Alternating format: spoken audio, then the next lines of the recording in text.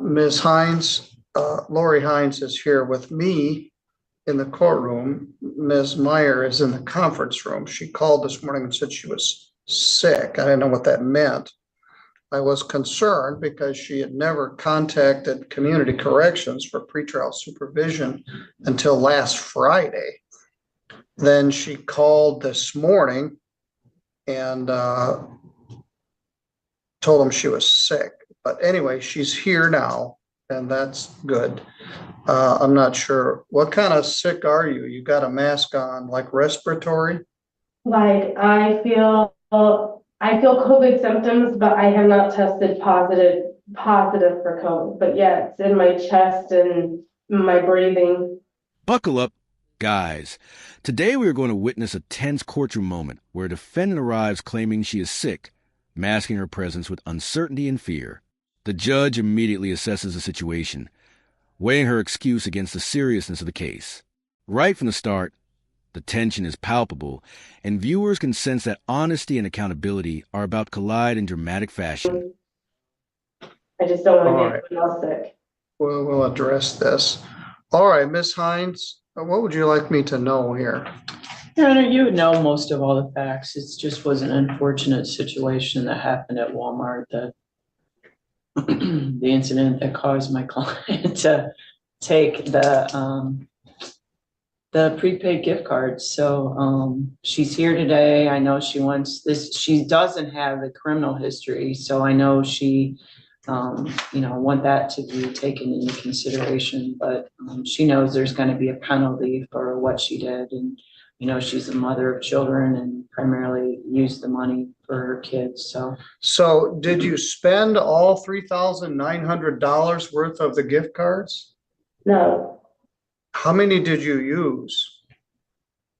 I've used a little bit off of each one, but I know I didn't use the full amount.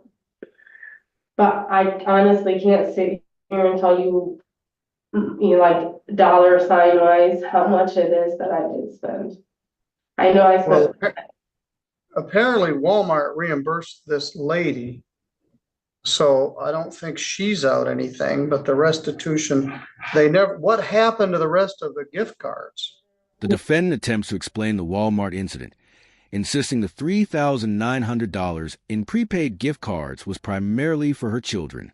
Her lawyer highlights a lack of prior criminal history to soften the impact, but the judge presses for clarity.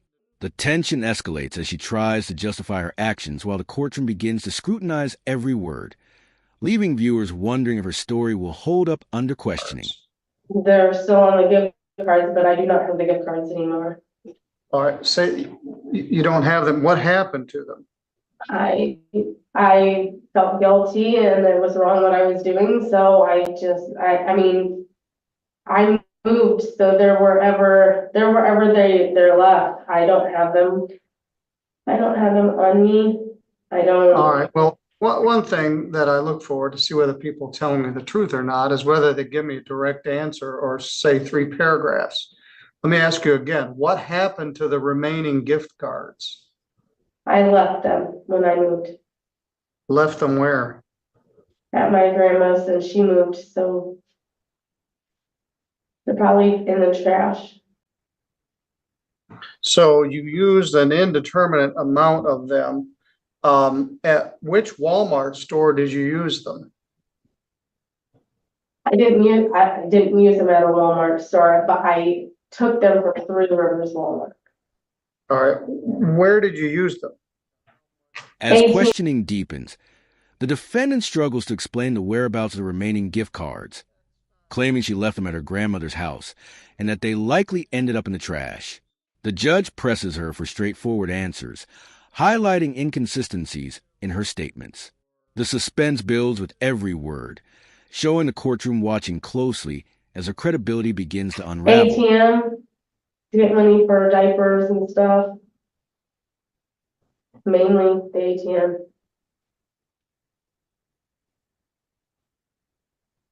I would really like to know where this money was spent, whether it was spent at Chili's or So a you just minor. get cash, and I'm also interested in how much you actually stole from it.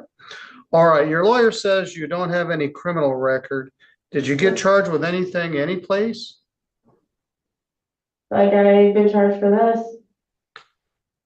That's not true. You were charged with theft in Elkhart County in 2022. You pled guilty to a larceny charge, and they put you on a 1-year suspended sentence and a pretrial diversion. Your name, your date of birth. So you're not telling me the truth about having a criminal history. You're not telling me the truth about what you did with the cards. You're not telling me the whole truth about where you spent the money. The judge uncovers a crucial detail. The defendant previously pleaded guilty to a larceny charge. While she claims only partial use of the funds, the courtroom begins to piece together a pattern of dishonesty. As her past record is revealed, tension mounts, illustrating how prior actions and a lack of transparency can intensify the consequences of current missteps. Money. So I don't know how much is true and how much is not true. So how would you like to do about 90 days in jail? That sound good?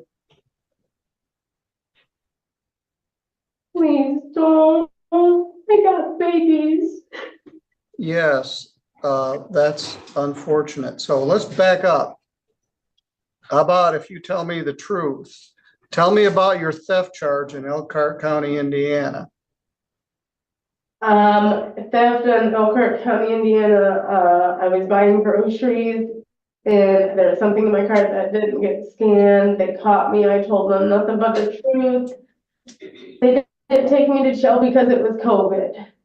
All right, and now you're just with 3 other people or 2 other people Yeah. stealing in South Bend, and you got picked up on our warrant. And All right, tell me how much money of this $3,900 do you believe you actually spent? about two and a half grand on clothes, on diapers, on food for my kids. And I mean, maybe gas money, but other than that, it was for my kids. The defendant estimates that roughly $2,000 to $2,500 was spent on essentials for her children, including food and diapers. She also describes her struggle to find employment due to her record. While she attempts to humanize her situation, the judge emphasizes that these were not her funds and that repeated misuse cannot be ignored. The suspense lies in whether personal circumstances will mitigate the legal repercussions. Well, it wasn't your money. I And you know. felt so guilty about it, you just left them there, so maybe somebody else could find them. That's like finding cash. I don't believe that part of the story either. So, what are you doing now? Are you working someplace? I have a job. I called Melissa, my check-in lady, and I even told her I had interviews. I'm trying to find a job, but with this on my record, it is very hard to find a job. I was doing Instacart, but they did a background check on me and they canceled that because of this.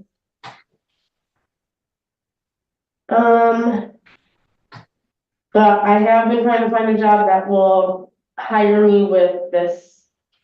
Yeah, this is not quite an embezzlement charge because you just stole someone's stuff. I had another guy recently stole someone's purse. He was in the store. You were an employee of the store and violated their trust by stealing from customers. I'm going to put you on a 12-month probation. The courtroom drama intensifies as a judge outlines the consequences: probation, inclusion in an embezzler program, and 34 days of jail time, reduced to 30 after credit. Her dishonesty regarding prior offenses compounds her liability. The audience witnesses a clash between the defendant's justifications and the judge's unwavering commitment to accountability, delivering a stark reminder of legal and moral responsibility. I'm going to put you in the embezzler group, whatever's left of it. Our next client may be going in there also. Is that what you were talking about last time I was here? Yes. Okay. I'm gonna sentence you to 34 days in jail, credit 4, leaving 30 days to serve for stealing and then lying about it. I'm gonna have the probation department schedule it. You've got children, and we may need to do this on weekends or something for childcare. But I wasn't very happy about it, that you weren't upfront about your larceny charge in Elkhart. You were doing something you weren't supposed to do with people you weren't supposed to be with in South Bend. And you blew $3,900 worth of somebody else's money. The fine is 0. There's a $75 crime victims' rights fee, a $50 state minimum fee, a $150 attorney fee. I'm The gonna waive financial the penalties are laid bare, including restitution of $3,900, fees, and a consideration of her current unemployment. The judge explains that repeated theft, not a single moment of weakness, dictates the jail component.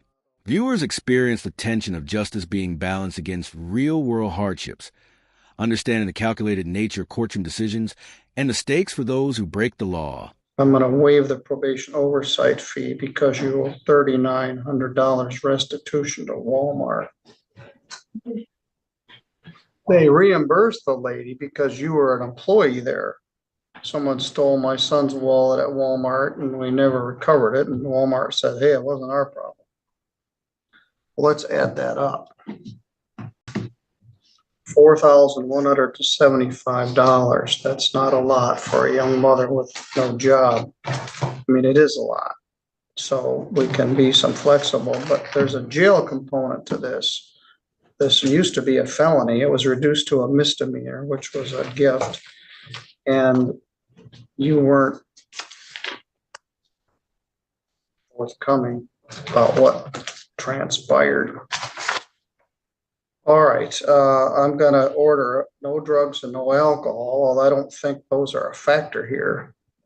And you also have to pay for the group. This is gonna be very hard for you to pay this restitution, but you owe it. One of the issues here, sometimes temptation has a big red flag and says temptation 100 yards ahead. But mostly it just sneaks up on you and there it is. So you took these prepaid gift cards, $3,900, and then you spent them again and again and again. So temptation shouted in your ear and you ignored it. So it wasn't one moment of weakness. You stole them and then you used them over and over again, at least $2,500, probably or possibly more.